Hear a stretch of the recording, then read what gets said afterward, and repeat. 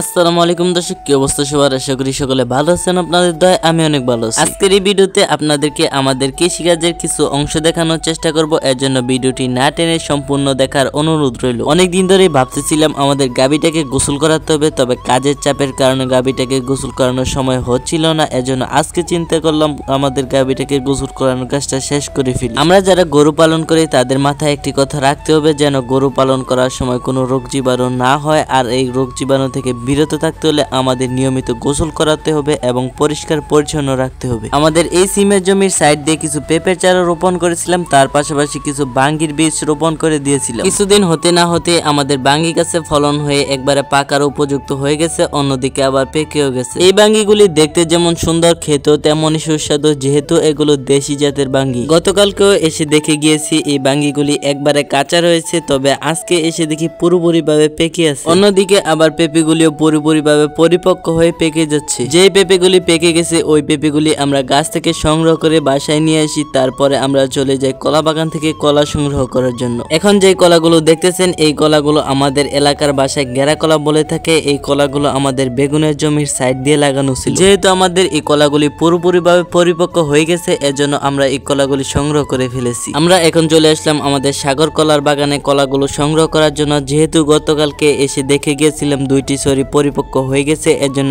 আজকে চিন্তা করলাম কেটে নিয়ে কালকে বাজারে বিক্রি করে ফেলবো। বাজারে নিয়ে বিক্রি করার প্রচেষ্টা আজকের এই ভিডিওতে দেখানো সম্ভব হয়নি, অন্য কোনো ভিডিওতে দেখানোর চেষ্টা করবো। আজকের মতো এই পর্যন্তই, দেখা হচ্ছে নতুন কোনো ভিডিওতে। সেই পর্যন্ত ভালো থাকবেন, সুস্থ থাকবেন, আল্লাহ হাফেজ।